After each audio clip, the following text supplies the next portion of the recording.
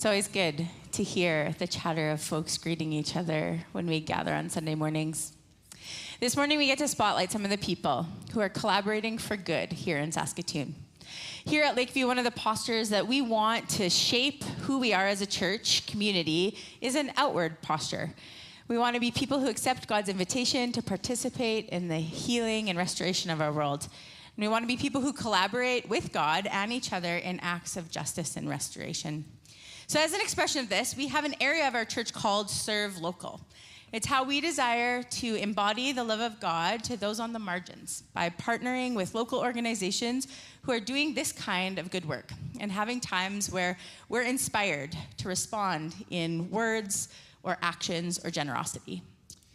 Yeah, we believe our acts of service should be shaped by these guiding principles. So we believe in listening and learning. We believe that in order to thoughtfully respond to the challenges of our world, we must become active listeners to God and His Spirit in this world. And we also believe presence and relationships are so important. As we engage with the world around us, we desire to come alongside others in mutuality with the hope that all would come away feeling seen, valued, and empowered, as Jesus Himself modeled this for us. And we also believe in collaborating for good. We desire to respond to realities of injustice, poverty, abuse of power by working together with those around us, anticipating God's movements and collaborating with Him. So we do not seek to work alone. We wish to collaborate with ministry partners and people from all walks of life in our community as we work towards restoration and renewal. As a church, there are a few areas of Serve Local focus that we have. First is truth and reconciliation, working towards healing between Indigenous and non-Indigenous peoples here in Canada. Migration and resettlement, welcoming the newcomer or the displaced. Kinship and foster families, supporting families who are at risk of separation or are in crisis. Folks who are experiencing financial vulnerability, those who are vulnerable because of material poverty. And restorative justice, seeking restoration for those who have come from incarceration.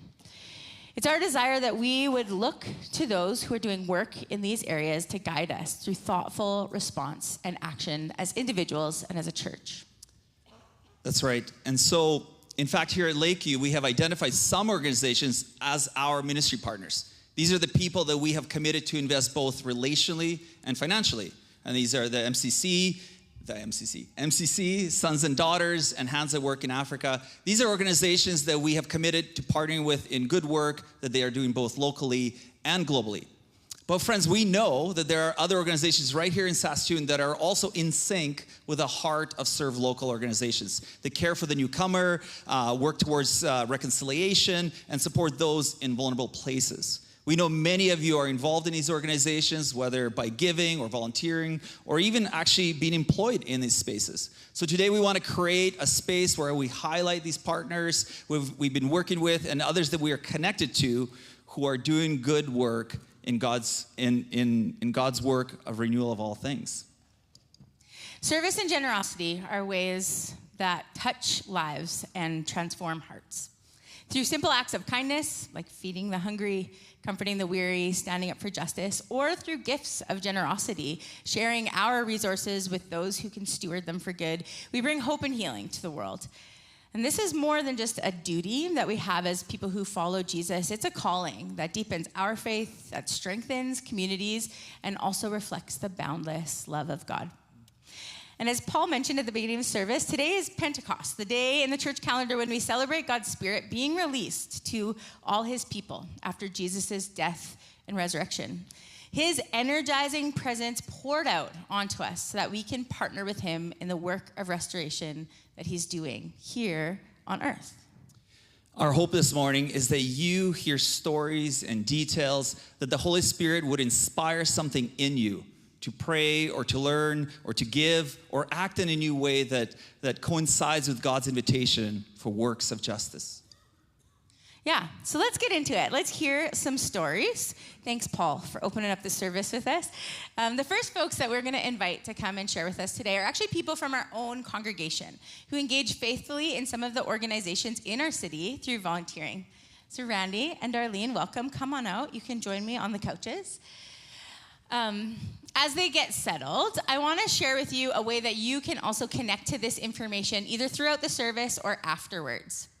So we do have this QR code that you can scan at any time, and this code will lead you to a form where you can sign up for information about any of the organizations that will share this morning. If you click on one of the registrations for that organization's name, then you'll get an email that shares how you can volunteer, how you can give, or who you can contact if you want to get connected. There's also some questions that help us know places that you might already be serving so that we can know a little more about how our people are engaged in service here in the city. So one of the significant things that we want to highlight today is the opportunity to give to these organizations. We as a church are committed to giving to some of these organizations already, and especially through our Advent giving. At Christmas time, you see us do that, but we also know the importance and the value of giving directly to organizations. So we want to encourage you to just keep an open heart to how God may lead you in doing that while you listen. All right, well, welcome here, Randy and Darlene. Thank you so much for joining me. Thank you. Awesome. We're going to start by sharing about the Bridge on 20th. The Bridge on 20th, or the Bridge Saskatoon, is a non-profit, interdenominational, charitable Christian faith ministry that responds compassionately by bringing the love of Christ to the inner city through mobilizing and working with the church and the community. They provide daily meals, haircuts and showers, have a free clothing store, as well as programming for kids, youth, and adults. They have a discipleship space, and they have a Sunday gathering. They bring hope into the heart of Saskatoon. Randy, you have been involved with the Bridge for quite a while. So I'd love you to tell us a bit about how you've been involved there. What does it look like for you to be a volunteer at the Bridge? Okay, well, I know I'm one of 7 of the congregation, at least that's the count I have. But they get the opportunity, and it is an opportunity, to serve. And Heather and I, my wife and I, go on Friday afternoons. That's our shift. That includes washing dishes. It may be helping prepare the meal, serving coffee, tea, water, cleaning up, washing pots and pans. It's simple, functional things that really build a team and build a community within the kitchen. That's awesome. And there's something so beautiful about serving in the background and seeing just the way that ministry kind of flows out of that. I'm very curious, how has your involvement at the Bridge impacted you? What are some of the things you've seen and learned? How has it changed you? Oh, yeah, and Chandra and I have had this conversation. I'm going to try and keep this short because it's impossible to keep it short, but I'll do my best. How it has impacted me. I get the great opportunity to serve coffee. So I make the coffee, but there's others. There's usually 2 of us. I serve the coffee to these community of neighbors, and it is neighbors, and it's community, and the thing is, they're my neighbors. A couple of years ago, I was in a conversation, and somebody younger than I said to me, he said, "You realize you're an old white male coming from a place of privilege, and your words are discounted." People, they don't care. They don't want to hear from you because they make a judgment on who I am because of how I look. That has ruminated in my heart for many, many times because I thought, you know what, but you don't know me. You don't know my story. You don't know what God has done. You've cut me off because of how I look. The neighbors, the community that I serve, wrestle with the same thing. They are judged, their words, their stories, their thankfulness, how God is moving their lives is cut off because of how they look and how they look to us. It has been amazing for me to not only interact with these neighbors, as God would call them, our neighbors, but they're more than the neighbors. They're Ron and Dale and Vanessa and Susie and Cammie and Frank and Bob and Sean, and the list can go on. These are people, they're not just a person I serve coffee to. We build a relationship. And I know it's simple hospitality of just offering coffee, but never underestimate what a simple cup of coffee means and being able to have a conversation with them. Can I add one quick story that includes Lakeview? Okay. Okay, one quick one. Okay. And then it'll be darn. I'm trusting you. Yeah, you can trust me. Last weekend was a fantastic, weekend, celebration weekend. The catering, the food was amazing. Heather and I volunteered to help clean up in the kitchen. There was an excessive amount of coleslaw left over. It was really good. I don't know if you had a chance to enjoy it, but there, if you were to combine it all together, there was probably over a 5-gallon pail full of coleslaw. What do you do with coleslaw? Through a bit of conversation and connections, I contacted Chris at the kitchen and said, "Chris, could you ever use this?" And he goes, "This is an answer to prayer. I had chicken wings out for this afternoon's meal. I had no idea. I was just praying that God would provide for that." So out of our excess, we gave and fed probably 200 people had an opportunity to enjoy the coleslaw from our excess. Yeah. And for the people at the bridge, for Chris, he said that was an answer to prayer. Wow. Thank you. And thank you for making that connection for us. Yeah. That's the value of having folks who are dispersed in our community in different ways. They see those needs and can bring the attention to them. Thank you so much for sharing, Randy. If you want to know more about the bridge, we encourage you to go and talk to them at their booth after the service. Darlene, you're going to share next. So the Global Gathering Place is a drop-in nonprofit center that provides personalized, heartfelt settlement assistance to refugees and immigrants. They offer dynamic variety of programs and services, from resume workshops to computer classes to coffee and conversation, that supports newcomers in building knowledge and making connections. And through collaboration, training, and events, they work to help the Saskatoon community recognize our shared responsibility in helping newcomers integrate and thrive. Darlene has been volunteering with GGP for some time. She said about 8 years. So pre-pandemic, she even volunteered through the pandemic. That's extra special because her daughter, Darla, actually works there, which is very cool. So Darlene, why don't you tell us a bit about the ways that you've been involved at Global Gathering Place? Yeah, well, thanks, Chandra. About 8 years ago, like you said, our daughter Darla asked, "Hey, Mom, why did you come and volunteer in my class?" At first I thought, oh, I can't do that. And then I started thinking about all the experiences that we've had with international people and new Canadians, and everything from working with international students to going to MCC projects overseas as a board member. And then a few years ago, we went overseas for a few years. And then just a few years ago, we helped sponsor a family from Syria of 9 people. So I really had a soft spot in my heart. And Bob and I had been praying as to where we might be able to volunteer. And so this seemed like a good fit. So I've been going there once a week and helping in the class. Mm-hmm. That's awesome. And so what does it look like to help in the class? What are some of the things you do? Well, this is a class that's level 3 and 4 of English, and they come from all parts of the world. Their ages are, in this particular class, are anywhere from young adults to grandparents, and they come from all different countries: Afghanistan, Iran, Syria, Venezuela, Mexico, Ukraine, Eritrea, Sudan.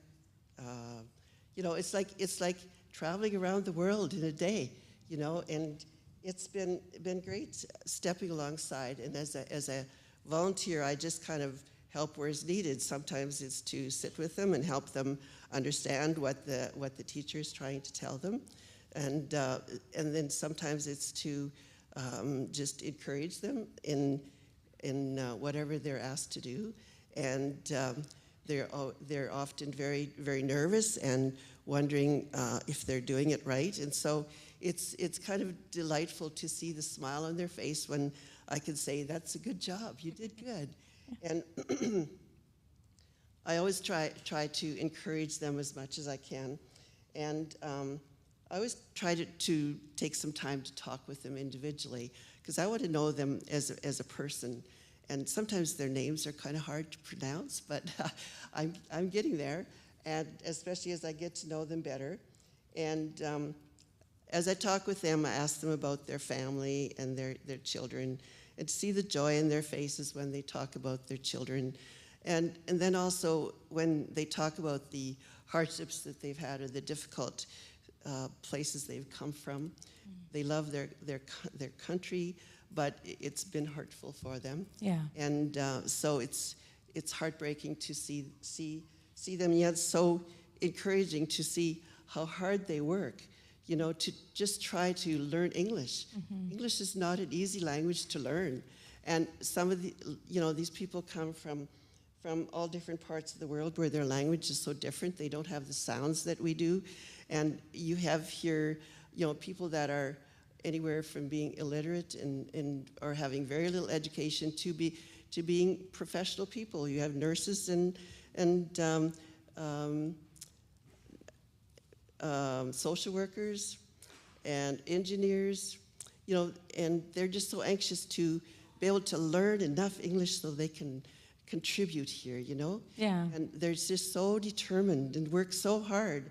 And for some of them, it's just a really difficult task to develop, to write a simple sentence, which is so easy for us, you know? Yeah. And or even to say some of the sounds that we have in English. Sometimes TH is a really hard sound, and for some to say because it's not in their language, or the letter R, you know. And so just they take so much practice and so much patience for them to just repeat over and over again until they can finally say it right. Well, that's amazing that you can be a person who, you know, just brings some encouragement while they are on that journey of learning English. I'm curious how it's impacted you. What have you learned from being involved You know, I'm always so impressed how hard they work and how grateful they are for even the little things that I do for them. And the comments they make are heartwarming. You know, one fellow said that I was like a mother in the class. I could probably be grandmother to some of them too. And one lady came up to me and she says, I always just feel so happy when you're here. And so I always pray that in some small way that they'll see God's love and acceptance in the way I interact with them. And I always leave with my heart full and, you know, enriched, and just looking forward to the next time that I can come. And I'm so grateful that we're in a country that accepts and values people that are displaced and need to find a new life in a safe place. Yeah. And I'm just grateful that I have just a little small part in making that happen for these lovely people. Well, thank you. Thank you so much for sharing that, Darlene. And, you know, it's fun to look at these photos. You might recognize other faces from our congregation who, are folks just helping those who are new to our country navigate what it looks like to integrate here into Canada. And it's beautiful to see the way that people engage in dynamic ways. So if you're interested in more about the Global Gathering Place, please check out their table after the service. Another organization that our church has been partnered with for a really long time is Sons and Daughters. And we talk about them often in our services. Sons and Daughters seeks to develop relationships to strengthen families at risk of separation. And they do this by supporting foster families and kinship families or birth moms through a range of different opportunities for relationship building, resourcing, and encouragement. Sons and Daughters has been a really significant organization in my own life, personally. When my husband and I became foster parents to 2 teenage boys 10 years ago, we got connected with them right away. They supported us through inviting us to places where we could get resourced, programs where we could meet with other foster parents. They even helped us with some counseling support when we ran into some difficult times. And they brought us meals in some times that were a little bit more challenging. So we were really thankful for the way that they impacted our lives. In coming here to Lakeview, I now get the opportunity to join in the work of Sons and Daughters, and I've been a part of the kinship events that happen regularly. Our church partners with the kinship events. Kinship families are grandmas, grandpas, aunties, uncles who care for children that have been displaced from their family. These events, where they come together, they connect the caregivers, the kinship caregivers, to one another, while the kids are cared for by great volunteers. And, sitting around the table with some of these kinship caregivers, I hear stories where they share great joys, but also deep pains, and of caring in this way for their family. And it's beautiful to see the support and the kindness that's offered to help them keep loving well, and to see them in times where they actually can be flourishing. So there are many ways to be involved with Sons and Daughters, and you can chat with them at the table after the service, or look for more opportunities that we'll highlight in our services, and you can engage with other Lakeview folks in the fall. Sons and Daughters was birthed from an organization that Lakeview has also been partnered with for a long time. And over the last several months, you've heard a little bit about our partnership with Hands at Work Africa. Hands at Work envisions the local church in Africa effectively caring for the orphaned, the widowed, and the dying. And Lakeview recently sent a team to experience more of Hands at Work in the community that we've been partnered with for a long time, as well as a new community that we will be stepping into. So you may recall that in December, in our Advent giving time, we raise funds to support the works of Hands at Work in Africa. And those funds support regional work in Malawi, where our focus community, Mchenga, is located. But we might not know that in addition to that, we give to the funds that we give as a church, there are lots of people from Lakeview who give directly to support Hands at Work in Africa. Those funds go to individual households directly, to the care point in Mchenga, and they help provide 3 essential services: food, basic health care, and education. So we would love to encourage people to also support the community of Mchenga individually. Being part of the group, being part of that group that supports individually, you'll get updates, stories, prayer requests at least a few times a year, and you'll be a part of a larger community across Saskatoon who personally supports that area. So you can stay tuned for more information on how Lakeview will continue to journey with Hands at Work Africa. Thank you so much, Randy and Darlene, for sharing. Can we give them a round of applause? Thank you so much. As I mentioned, if you scan this QR code, you can sign up to get more information from these organizations. Next, we'd like to welcome another organization working for good both locally and globally. MCC is a nonprofit organization that strives to share God's love and compassion through relief and development and peace building. So we would like to welcome Eileen Clausen-Ham, who's the executive director, and Amanda Dodge, who is no stranger to our stage because she's around here at Lakeview. She's our program director. Thank you so much for joining us this morning. So, question for you. Eileen, how can we touch the global work of MCC while we are here in Saskatoon? Thank you, Chandra. And first of all, let me share my gratitude for this Lakeview MCC partnership. This past Advent, you as a church invested in food security projects around the world with MCC. Today, I'd like to give you a more personal challenge. I'd like to introduce you to our Share Your Table program. It's a monthly giving program that you and your family can participate in. For $7 a month, you can share your table and feed a family of 5 for a day. Let me tell you one story of what this kind of generous hospitality can ripple into. With agricultural support from an MCC partner in India, Babulal Mardi, a 42-year-old smallholder farmer from Chakpali village, went from growing rice and mustard on 1.5 acres, struggling to feed his family. 2, a more diversified farming strategy that now includes cultivating 8 different crops like rice, mustard, potatoes, lentils, chickpeas, cucumbers, and onions. Babalal has increased his family's income, secured their food sources, and more importantly, he's become a leader, a change agent, a role model in his community. Babalal's creative spirit and the generous support of people in the Share Your Table program made this possible. Thank you so much for sharing that, Eileen. And what a beautiful picture of how we can do something here that goes across the world. Amanda, I'm curious if you can share with us what it looks like to engage with local work here at MCC Saskatchewan. Yes, for sure.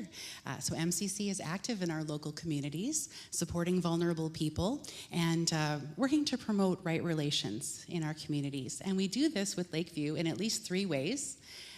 One, with refugee sponsorship.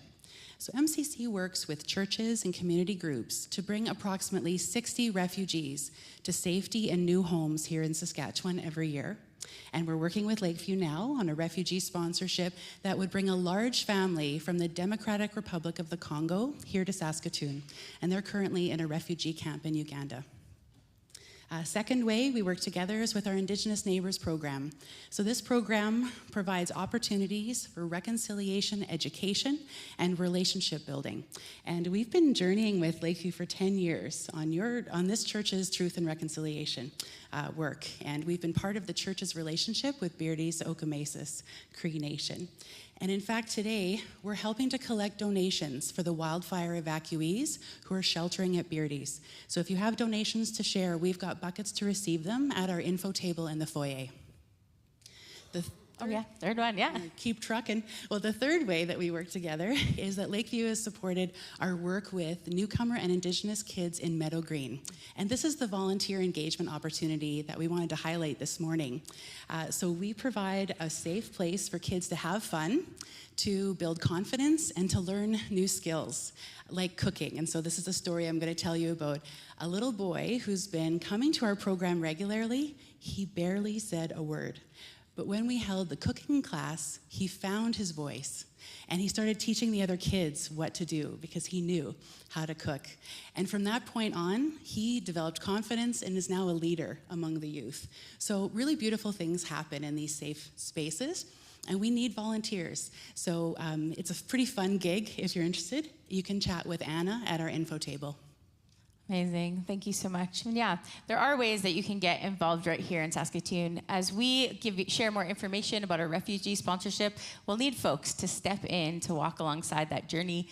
Partnering with Meadow Green is a great way to be at work here in Saskatoon, and then the much needed donations for wildfire evacuees, which we'll continue to collect throughout the coming weeks. Now, I believe that you two have a presentation for us. So let us know. What are we doing here? Yes, we do. We brought a gift for you today, a visual reminder of your generous 10-year partnership with MCC. May this quilt be a reminder of your witness to God's love and compassion in the world. It's made of many small pieces with many colors and designs. It's made of creativity and of love, stitched patiently and deliberately, a symbol of comfort and care.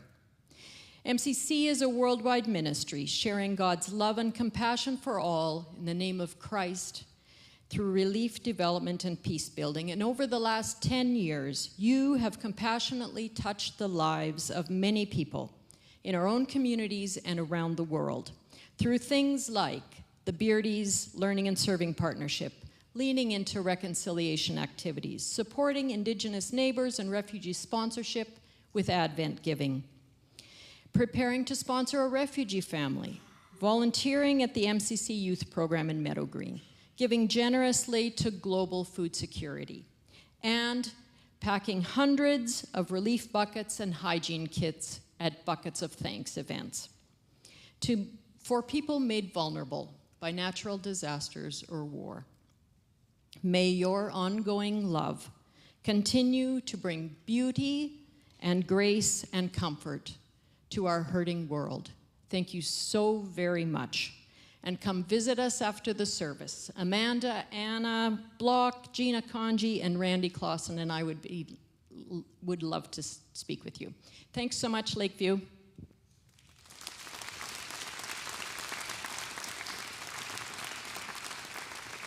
Thank you so much, Amanda and Eileen. What a beautiful visual reminder of the impact of partnership. Our last group of guests that will come out and share this morning are from other organizations in our city doing significant work in the areas of poverty response and restorative justice, a growing area of need here in Saskatoon. So please welcome Adriana, Levi, and Alan. Thank you so much for joining us this morning. Levi, let's start with you. You are here representing the Mustard Seed. Levi is the shelter manager at the Mustard Seed. So why don't you tell us a bit about what the Mustard Seed is all about? Well, the Mustard Seed is an organization that started in Calgary, and the heart of the Mustard Seed is what we try our best to be. The heart of the Mustard Seed is the heart of Christ crucified, Christ risen, and God with us here today. So we try our best to remember the call to make disciples of all nations and remember that the least of these and serving those who need it most. So yeah, that's the gist of it. But in Saskatoon here specifically, we have a supportive housing building that I think houses 80 people, could be 70, don't quote me on it. Krista Dawn, who goes here, is at the housing building, I'm at the shelter. And our shelter, which is brand new to Saskatoon in the downtown, that has 40 beds for people to stay. It is an enhanced shelter, so we do casework with them and they don't have to leave during the day. We serve 3 meals a day, and yeah, that's the quick and short of it. And for those who don't know, the Mustard Seed is located downtown where the Lighthouse used to be. And so it's right across from the Scotiabank movie theater in case you need some orientation to it. If folks wanted to get involved at the Mustard Seed, what are some of the ways they can get involved in volunteering or giving? So we're at 2 locations downtown. Oh, so sorry. Thank you. So we are at the old Lighthouse, and that's the housing, and that's where the majority of volunteers would probably end up. We have to process clothing, donations, clean the building, do all of that, all the way up to running Bible studies with whatever guests are willing to participate in them. So it depends on your level of involvement and your willingness to give your time. And then our second location is right behind the old Saskatchewan Transit bus station, the old parcel building. I think it was Western Products or Western Tools before that, before my time, way back in the day. So we're downtown there, and that's the shelter. We are also looking for volunteers for whatever else that you guys are passionate about. So this one gets to be on me, and this one's my card, where I'm looking for people who have passions about how they want to give and how they want to spend their time, because I know we're going to be more successful if that's what you're doing. So. Awesome. Again, you can chat with Levi after the service if you want to know more. Next, Adrian, I'll invite you to share about the Micah Mission. Tell us a bit about what the Micah Mission is all about. Perfect, thank you. The Micah Mission is a restorative justice organization in Saskatoon. We seek to encourage community safety through relationship building, and we specifically try to serve populations of community that would most often be forgotten about when we look at sort of the systemic issues within our justice system. So we've been around, we've had a few name changes, but about 40 years in Saskatoon, and we're currently working with over 70 volunteers, working to support both formerly and currently incarcerated individuals. Excellent, thank you. And so let us know, how can people from Lakeview get involved if they are feeling like they want to participate in what the Micah Mission does to support those individuals? We are actively recruiting for 2 programs right now. The first is called Person to Person at the Regional Psychiatric Center. So that is a federal correctional center that also acts as a medical center. And we pair community members like yourselves with patients there that do not have anyone on their visitors list.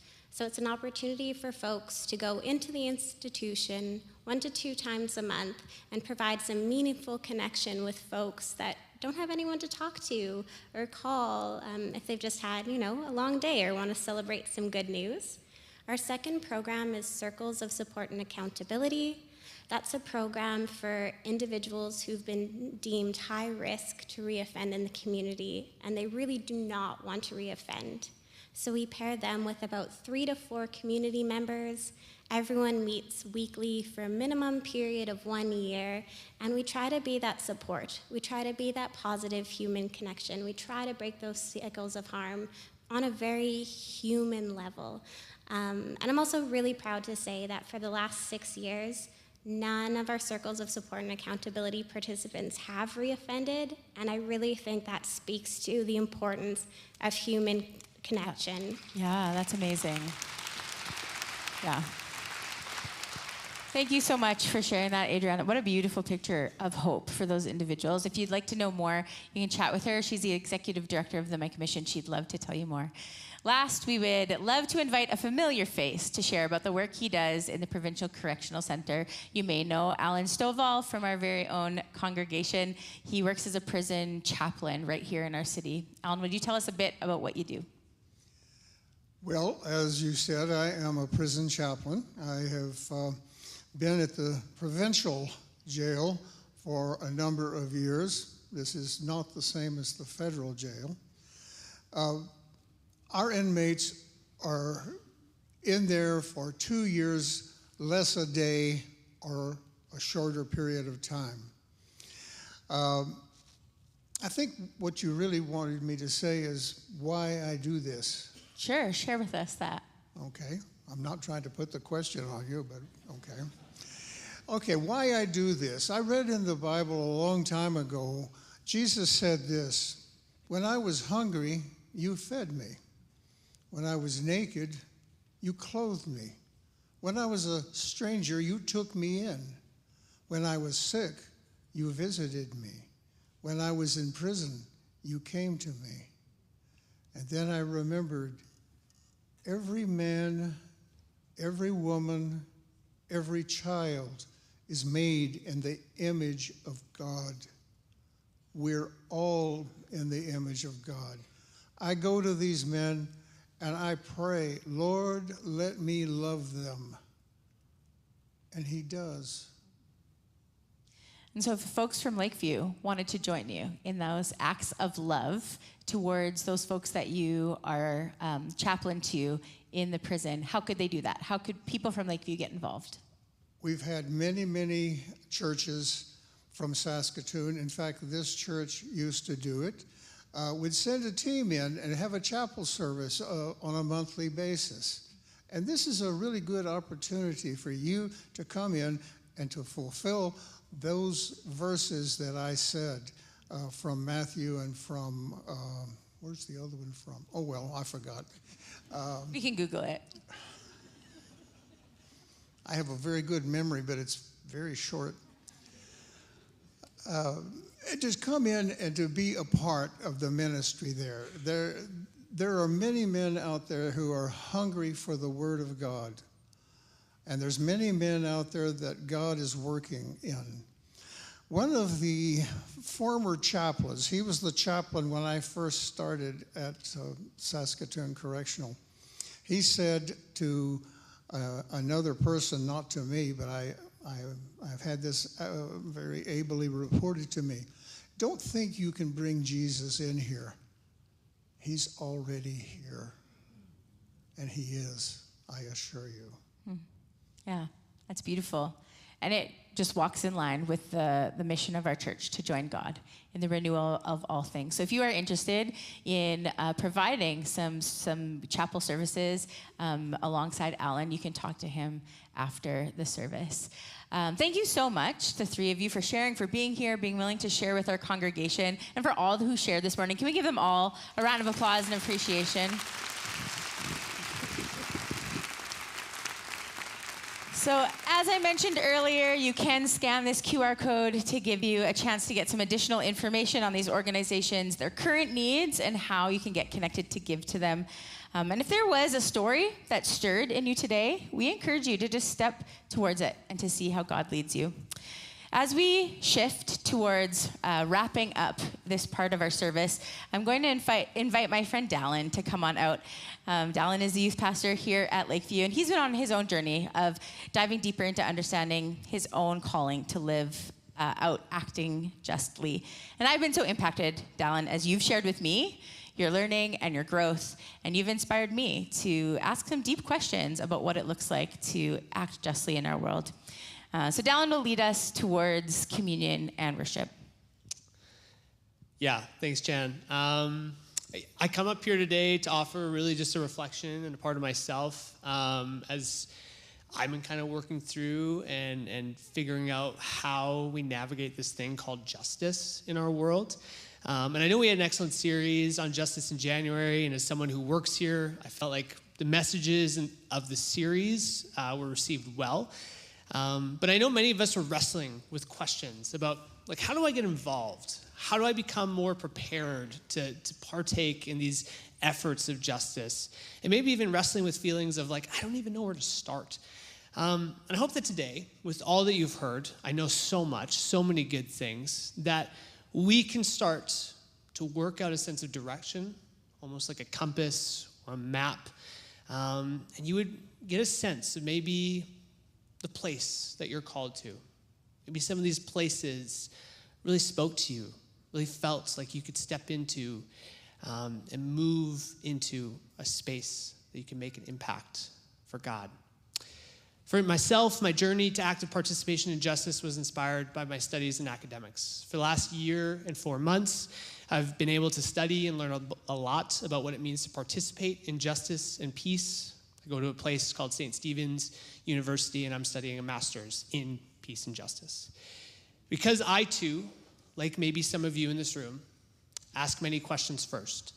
I feel a little bit tentative just to jump in on a whim and just get involved in justice things that I might not feel like I have enough information on or enough theory on before I go in head first. But the longer I've studied, honestly, believe it or not, the less I feel inclined to study, honestly. And parents, don't worry, I'm not suggesting anything.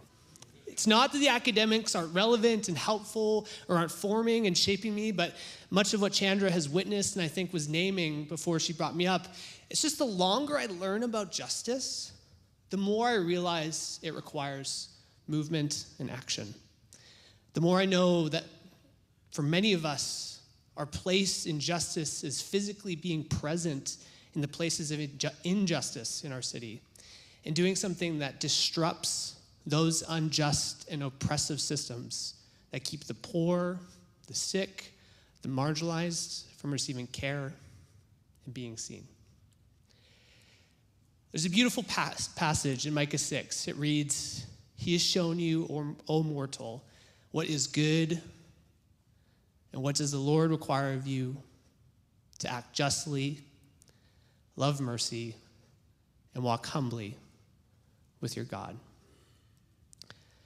For those of you who know this passage, because it's a pretty popular one from the book of Micah, simple script font, honestly, at the back end of this passage, act justly, love mercy, and walk humbly, looks like it could fit perfectly as a painting, perhaps even on your favorite lead pastor's wall, almost. Paul has that painting on his wall. Simplistic, yet a relatively dynamic call for us as Christians today. Micah's words were powerful, and they addressed and contextualized how we as humans use our agency to honor God. In this passage, Micah 6:8, though significant, seen in a greater context, becomes even more critical. Micah, in verses 4-5 of the same chapter, reminds us that God was a liberator, freeing the Israelites from the oppressive powers of Egypt. And when Micah, in verses 6 and 7, writes questions about how to honor and respect such a great God who takes people out of oppression, we're left with the question, how do we walk in step with a God who frees his people from slavery and systems that hold them there? Well, the answer is as plain as we see it. And Eugene Peterson puts Micah 6:8 another way. It's quite simple. Do what is fair, just to your neighbor, be compassionate and loyal in your love. And don't take yourself too seriously. Take God seriously. Micah gives us an invitation to truly join God in the renewal of all things by actively joining God in the disruption of oppressive systems. But it requires that key word, active. As I reflect on my own journey, I've done lots of learning. It's been great. But what has stirred in me now is asking the question of what is my capacity to go out and do more? And furthermore, what is my capacity to encourage others to join in with me? And so my encouragement to you today, as we're all sitting shoulder to shoulder in this space, is to look to the left and look to the right and see the people who you can do justice alongside. Lakeview, hold on to the opportunities that spoke to you this morning. Pay attention to the roles and the organizations that stirred something in you this morning. And today, let's now together take steps forward to act justly, love mercy, and walk humbly into our city of Saskatoon. May I pray for us as we step into that and take all these good things along with us. Dear God, I thank you so much for all of our partners and for all of these organizations that took time out of their weekends to come and share and give us great messages of the good news that is being shared here in our city and of the good work of justice that is happening. Some of us have found our places working in the midst of your justice work. There's still some of us who are looking for our place, still looking to see where you're guiding us and where you're pushing us. And God, I pray for those who are still wondering, are still gleaning a little bit on their reflections. May they just take that step into the places that seem chaotic and seem dark. And would they shine your light in those places? Would they illuminate your goodness and show your mercy? We pray this in your name. Amen.